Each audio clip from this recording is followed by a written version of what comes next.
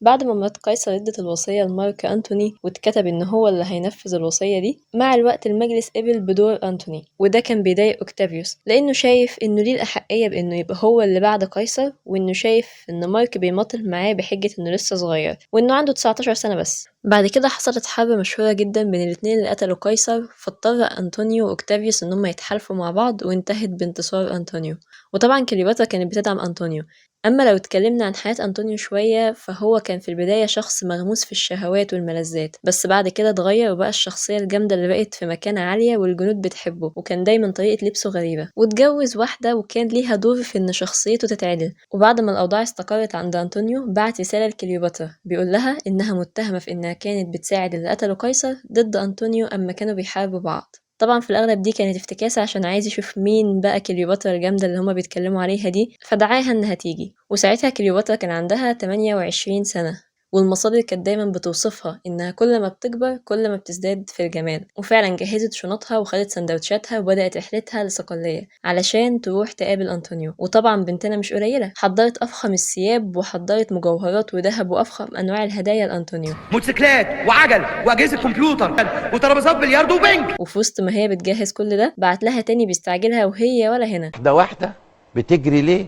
واحدة واحدة ورانا ايه؟ على مهلك يا حبيبي. وطبعا هي كانت بتتقل، ومجرد ما كليوباترا قربت من الشاطئ ابتدت تبان فخامة المراكب اللي كانت جاية بيها، وجايبة معاها ناس تعزف وكلهم كانوا مستحمين وشكلهم حلو. ومن جمال المشهد كان في الوقت ده أنطونيو بيلقي خطاب، راح الناس سابوه وراح يشوفوا كليوباترا، ولما وصلت بعت لها أنطونيو دعوة يشربوا حاجة مع بعض. قالت له سوري، كان المفروض انت اللي تيجي وتشرب حاجة معايا، وقالت له انها منتظراه يجي وهتبقى موجودة والخيام مستعدة لاستقباله. وطبعا الخيام كانت في غاية الجمال، وفعلا جه وتقدم له الأكل والشرب في أفخم الأواني اللي معمولة من الذهب والفضة. وطبعا كليوباترا كانت لابسة الحتة اللي على الحبل. وتاني يوم دعاها عشان يرد لها الضيافة، ومع ذلك أنطونيو بذل كل جهده علشان يعمل مائدة زي اللي عملتها كليوباترا، بس فشل وهو نفسه اعترف بده. وبكده نقول إن أنطونيو وقع في المصيدة وأعجب جدا بكليوباترا، وكليوباترا هي كمان جرحها بيلم بسرعة عادي، وحطيته في اختبار عشان تشوفه هينجح فيه ولا لأ. والاختبار كان بسيط جدا.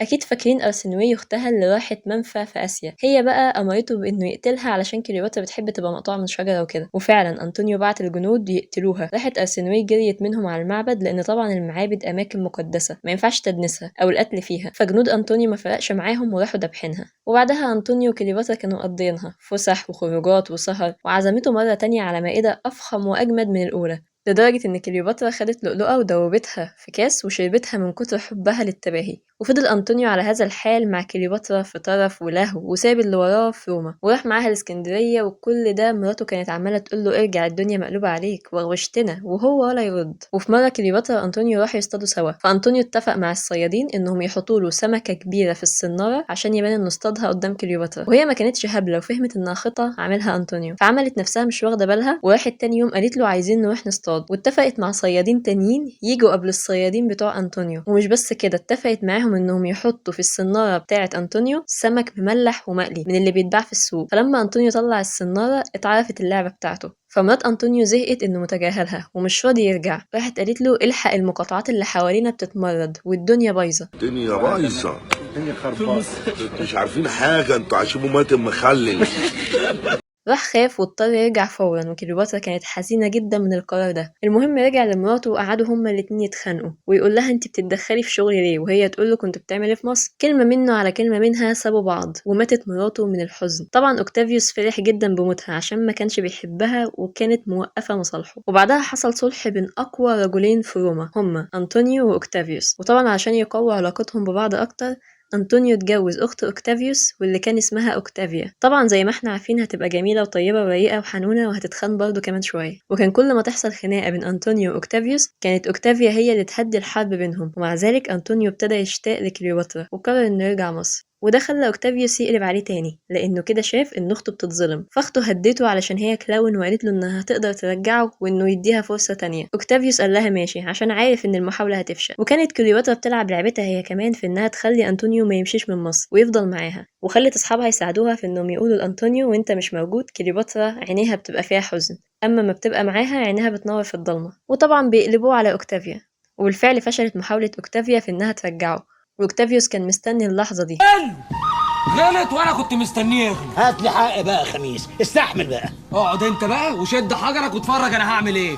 واشهد يا حرق على اللي هيحصل في خالد بوجي عشان هو غلط. وأمر أوكتافيا إنها تسيب بيت أنطونيو علشان ما ينفعش تعيش تحت سقف بيت راجل زي ده وتيجي تقعد عند أوكتافيوس أخوها. ومع ذلك الكلاون دي مرضتش وقالت لا يمكن أسيب بيتي مهما حصل. ومش بس كده، دي كانت بتربي ابن من ولاد أنطونيو من مراته الأولى مع عيالها. وبدأ كل طرف يستعد للحرب، وساعدت كليوباترا أنطونيو وخلته يبعت خطاب يهدد فيه أوكتافيوس إنه هيطلق أوكتافيا وإنها تسيب بيت أنطونيو. بالفعل راحت لمت شنطتها ونطت في تاكس. أوكتافيوس كان عارف إن أنطونيو كاتب وصية وأمر بإن الوصية دي تتفتح وقرأها قدام مجلس الشيوخ. والوصية بتقول إن لو أنطونيو مات في روما جثمانه يتبعت لكليوباترا في مصر، ودي حاجة ما تليقش خالص بقائد روماني وما ينفعش يبقى ولاؤه لملكة مصر. مجلس الشيوخ أيد أوكتافيوس في الحرب وتقابل الجيشين في مكان اسمه أكتيوم، عشان كده اسمها معركة أكتيوم. وكليوباترا هي اللي اقترحت بإن المعركة تكون بحرية عشان يبقى سهل يهربوا لو خسروا، على عكس رجالة أنطونيو ما كانوش مقتنعين بقوتهم البحرية. وأنطونيو طبعا وافق على رأي كليوباترا. بدأت الحرب وتفوق فيها أوكتافيوس في العدد وفي كل حاجة.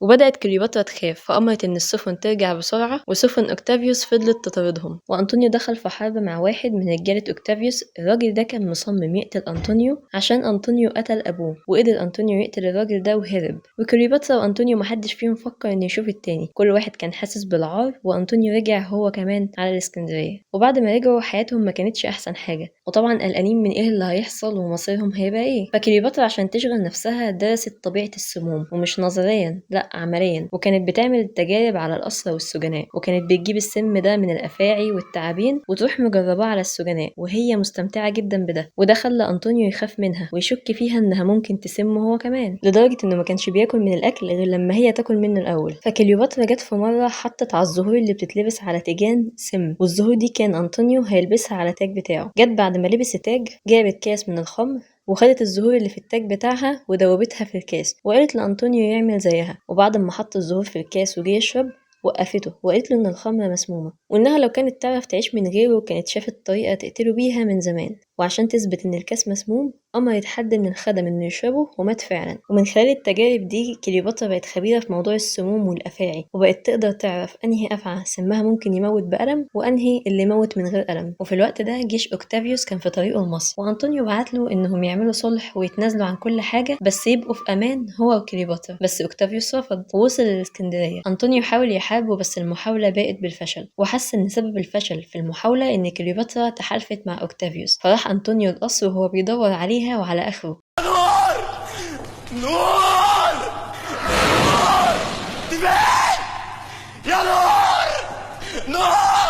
فكليوباترا خافت من ان اوكتافيوس خلاص المدينه بقت في ايده وجريت وقفلت على نفسها الباب، وامرت الخدم بتوعها انهم يذيعوا خبر وفاتها بره وانها قتلت نفسها. اول ما انطونيو عرف كده انهار من الحزن وقرر انه ينتحر ورشق نفسه بالسيف. وفي وسط ما هو بيتألم جاله جندي وقال له ان قصه وفاه كليوباترا مش حقيقيه، فامر انهم ياخدوه ليها علشان يشوفها لاخر مره. وفعلا راحوا لكليوباترا وهي ما رضتش تفتح الباب طبعا لخوفها من الاضطرابات اللي عملها اوكتافيوس. فراحت عملت فكره زي السبت كده ونزلت حبل وطلعت أنطونيو منه من البلكونة. وبعد ما طلعته قال لها ما تزعليش وإنها تحاول تتصالح مع أوكتافيوس عشان تحمي نفسها. ومات. وبعت أوكتافيوس جنود ياخدوها كأسيرة وقدروا ياخدوها من الأوضة، وسمح لها أوكتافيوس إنها تعمل مراسم دفن لأنطونيو. وفضلت أسيرة عند أوكتافيوس، وأوكتافيوس كان عايز ياخدها معاه كأسيرة لشعب روما في الاحتفال اللي قلنا عليه في الجزء الأول. وكليوباترا من الآخر كانت فاهمة إن أوكتافيوس هيعمل فيها كده، عشان كده ما قتلهاش. ففي يوم طلبت كليوباترا على العشاء فاكهة، فجه راجل معاه سلة، فالحراس قالوا له يفتح السلة، لقوا فيها تين، وقال إن كليوباترا طلبت الفاكهة علشان العشاء. وخدت كليوباترا السلة وكان معاها الوصيفة بتاعتها. وفي الوقت ده بعتت كليوباترا خطاب لأوكتافيوس بتقول له إنها عايزة تدفن جنب أنطونيو، ففهم إنها تنتحر وراح بسرعة لأوضتها لقاها ميتة هي والوصيفة. واللي حيرهم إزاي قتلت نفسها، ودوروا على أي سلاح في الأوضة ملقوش. اللي لقوه مسار لزج على الحيطة لحيوان وكان في اتجاه الشباك، وعشان كده اعتقدوا إنها حية صغيرة. ولما فحصوا الجثة لقوا زي ثقبين صغيرين في الدراع يتشافوا بالعافية، فعشان كده بيعتقد إنها ماتت بسبب أفعى، وإن كليوباترا اتفقت مع اللي هيجيب الفاكهة إنه يحطها في السلة. وبالتالي كليوباترا قدرت تنفذ خطتها علشان ما تبقاش غنيمة في موكب روما. وأوكتافيوس عمل لها تمثال من الذهب وصورة الحية على دراعها عشان يروح بيه الموكب. وبكده تكون خلصت رحلة كليوباترا ال7 أشهر ملكات مصر، وأشوفكم في فيديو جديد.